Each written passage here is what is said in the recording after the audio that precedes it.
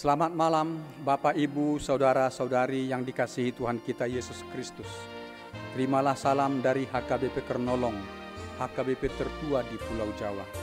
Sebelum kita beristirahat malam hari ini, sejenak kita mendengarkan firman Tuhan. Mari kita mempersiapkan diri, kita berdoa. Terpujilah namamu Allah Bapa Tuhan kami. Kami bersyukur kepadamu, sebab Engkau telah memelihara hidup kami, memberkati kami bekerja sepanjang hari ini. Saat ini kami mau merenungkan firman-Mu. Kami mohon kuasa Roh Kudus yang memberikan hikmat pengertian bagi kami untuk mengerti akan firman-Mu dan mempedomaninya dalam hidup kami. Dalam nama Yesus Kristus kami berdoa. Amin.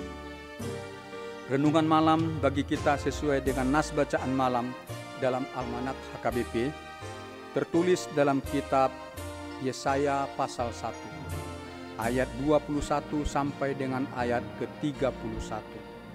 Sebagai ayat pembimbing renungan, yaitu ayat yang ke-28. Beginilah firman Tuhan.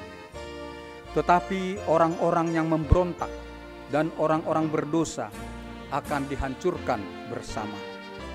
Dan orang-orang yang meninggalkan Tuhan akan habis lenyap. Tema renungan kita adalah pembalasan kepada yang jahat. Sahabat renungan malam Salom. Ada sebuah cerita rakyat dari zaman dahulu kala tentang seorang petani yang kehilangan lembu peliharaan mereka. Lembu itu satu-satunya lembu yang mereka pelihara. Lembu itu biasa dipakai untuk mengangkut hasil bumi dari kebun ke rumah dan juga ke kota untuk dijual di pasar. Petani dan istrinya serta anak-anak mereka sangat menyayangi lembu itu. Suatu hari mereka kehilangan lembu itu. Seseorang telah mencurinya dari kandangnya. Petani itu mencari lembunya yang hilang itu ke kandang lembu tetangga dan teman sekampungnya, tetapi ia tidak menemukan lembunya. Keesokan harinya, ia mencarinya ke kandang lembu di desa terdekat, tetapi juga tidak menemukan lembunya itu. Setelah mencarinya 1 minggu, dan ia telah mencari dan menanyakan kepada penduduk di desa yang lebih jauh. Suatu ketika ia melihat lembunya itu di kandang lembu penduduk di desa yang jauh itu. Tetapi pemilik rumah itu mengatakan bahwa lembu itu adalah miliknya yang telah lama dibelinya dari seseorang.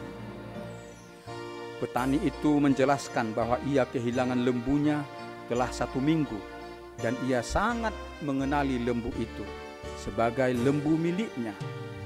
Tetapi orang pemilik rumah itu dan pemilik kandang itu bersikeras, mengatakan lembu itu adalah miliknya yang telah lama dibelinya dari seseorang.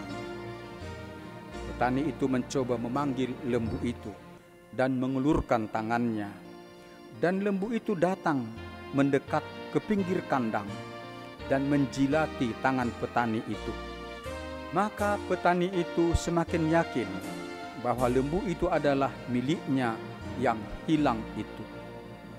Karena kedua bapak itu bertengkar dan masing-masing mempertahankan pendapatnya mengatakan bahwa lembu itu adalah miliknya, maka penduduk desa yang datang ke tempat itu mengusulkan agar perkara itu disampaikan ke hakim di kota untuk memutuskan siapa yang berhak sebagai pemilik lembu itu. Sampailah perkara itu ke tangan hakim di kota, dan lembu itu juga dibawa ke halaman kantor hakim itu. Hakim menanyai petani dan pemilik kandang yang di dalamnya ada lembu itu. Kedua bapak itu mengaku bahwa mereka pemilik lembu itu. Kemudian dengan bijak hakim itu mengatakan, begini saja, biar lembu ini yang menunjukkan kepada kita siapa pemilik lembu ini yang sesungguhnya. Kamu berdua duduk di kantor ini, dan lembu ini akan kulepas dan diikuti oleh pegawaiku agar jangan ada orang yang mengusiknya. Lalu lembu itu dilepas dan diikuti oleh pegawai hakim itu dari belakang. Lembu itu pulang ke kandangnya di rumah si petani itu. Anak-anak petani itu bersorak-sorak memanggil ibu mereka, mengatakan, "Ibu, ibu, lihat lembu kita pulang." Dan istri petani itu pun bersorak kegirangan, dan mereka mengelus-elus badan sapi itu dengan kasih sayang. Pegawai hakim itu menanyai ibu dan anak-anak petani itu, "Apakah lembu ini milik kalian?" Mereka menjawab, "Ya, lembu ini milik kami, tetapi seminggu yang lalu seseorang telah mencurinya dari kandang." Kemudian pegawai hakim itu pulang ke kantor dan menjelaskan kepada hakim itu, "Pak Hakim, lembu itu pulang ke kandangnya di rumah Pak petani ini," katanya. Lalu hakim mengatakan, "Perkara ini selesai. Lembu itu telah menunjukkan kepada kita siapa sesungguhnya pemilik lembu itu, yaitu Pak petani ini." Dalam cerita rakyat ini terkandung hikmat bahwa meski lembu adalah hewan peliharaan yang kurang pintar, tetapi lembu itu mengenal siapa pemiliknya, mengenal kandang yang disediakan pemiliknya. Meski lembu itu telah dicuri seseorang, tetapi lembu itu mengenal pemiliknya yang sesungguhnya.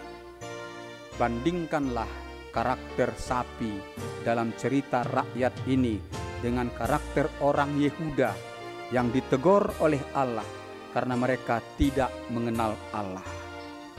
Sahabat renungan malam Shalom, Yesaya anak Amos dipilih oleh Allah menjadi nabi, menyampaikan firman Tuhan Allah kepada umat Yehuda di kota Yerusalem pada masa pemerintahan Uzia, Yotam, Ahaz, dan Hizkia, raja-raja Yehuda di Yerusalem. Mengawali penyampaian firman Tuhan di pasal pertama ini, Nabi Yesaya menyampaikan firman yang menegur bangsa Yehuda dengan keras. Hal itu karena perilaku mereka sangat jahat, jauh menyimpang dari pengajaran firman Tuhan. Mereka digambarkan sebagai manusia yang tidak memiliki pengertian, tidak memiliki hikmat, digambarkan sebagai lebih bodoh dari lembu dan keledai. Dalam ayat 3, Allah mengatakan, "Lembu mengenal pemiliknya, tetapi Israel tidak. Keledai mengenal palungan yang disediakan tuannya, tetapi umatku tidak memahaminya." Seekor lembu mengenal suara tuannya atau pemiliknya dan mengikuti tuannya yang berjalan di depan, yang menuntun lembu itu ke padang rumput atau ke kandang di waktu petang.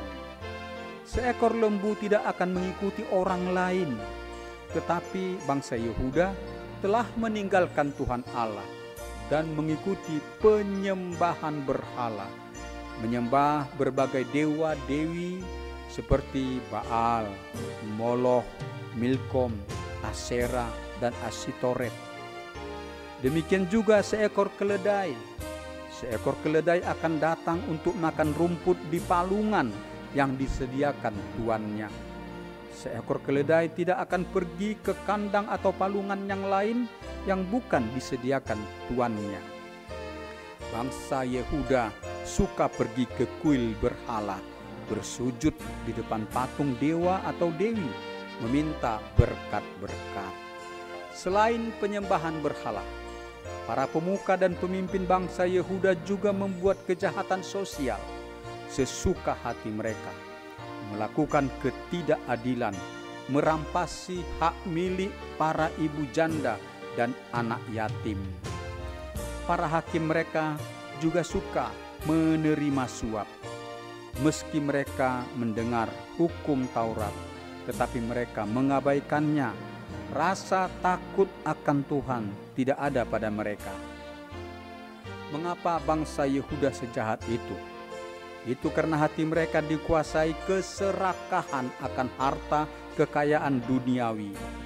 Jadi mereka meminta berkat dari Tuhan Allah dan juga dari berhala dewa-dewi. Mereka juga merampasi hak milik orang lemah dan merusak tatanan keadilan. Sahabat renungan malam Salom. Tetapi dalam nas ini, kemarahan Tuhan Allah diungkapkan kepada bangsa Yehuda, bahwa Tuhan kelak akan bertindak menghancurkan dan melenyapkan orang-orang berdosa atau orang yang meninggalkan Tuhan.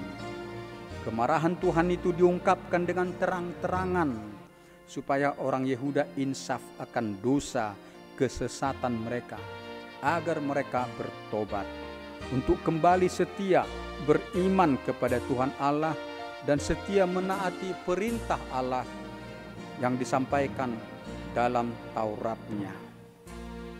Tetapi bangsa Yehuda itu tidak konsisten bertobat. Sebentar mereka merasa bersalah dan menyesali dosanya, tetapi kemudian kebiasaan dosa mereka itu kambuh lagi, lebih parah lagi. Bahkan ada Raja Yehuda yang mendirikan mesbah Baal di bait Allah. Raja itu adalah Raja Manase, anak Raja Hizkia. Renungan ini mengingatkan kita, mari kita tekun membangun sikap bijaksana sebagai orang yang beriman, takut akan Tuhan, setia beriman dan berpengharapan kepada Tuhan Allah, dan bersikap setia menaati firman-Nya. Kita bekerja dan menjalankan usaha kita dengan tekun dan berdoa, meminta berkat, meminta keberhasilan dari Tuhan Allah Bapa kita. Janganlah kita terpikat untuk meminta berkat atau pertolongan kepada berhala atau kuasa pedukunan. Tuhan sangat menentang dan membenci orang yang mempercayai kuasa berhala dan pedukunan. Janganlah kita bersikap bodoh di dalam kehidupan kita, tetapi harus cerdas dan bijaksana dan setia beriman menaati Allah Bapa di dalam Tuhan kita Yesus Kristus. Demikianlah renungan bagi kita pada malam hari ini. Marilah kita berdoa. Terpujilah nama-Mu ya Tuhan Allah Bapa, kami telah mendengarkan firman-Mu. Kami bersyukur sebab Allah Bapa memberikan firman bagi kami. Bimbing dan teguhkanlah hati kami dengan kuasa Roh Kudus, agar kami setia beriman, berpengharapan, dan setia menaati perintah-Mu. Dan kami menentang segala bentuk pengaruh kuasa berhala dan pedukunan. Engkaulah ya Allah Bapa, sumber kehidupan, sumber berkat dan masa depan yang baik bagi kami dan bagi anak-anak kami. Allah Bapa Tuhan kami, berkati dan tolonglah jemaat-Mu. Engkau beri penghiburan bagi orang yang berduka. Engkau lepaskan mereka dari kesesakan hidup mereka. Berkati jemaat-Mu ya Tuhan. Dan Engkau berikan pertolongan-Mu, berkat-Mu bagi mereka yang sakit, yang dirawat di rumah sakit, demikian juga yang dirawat di rumah, agar mereka beroleh kekuatan untuk kesembuhan mereka.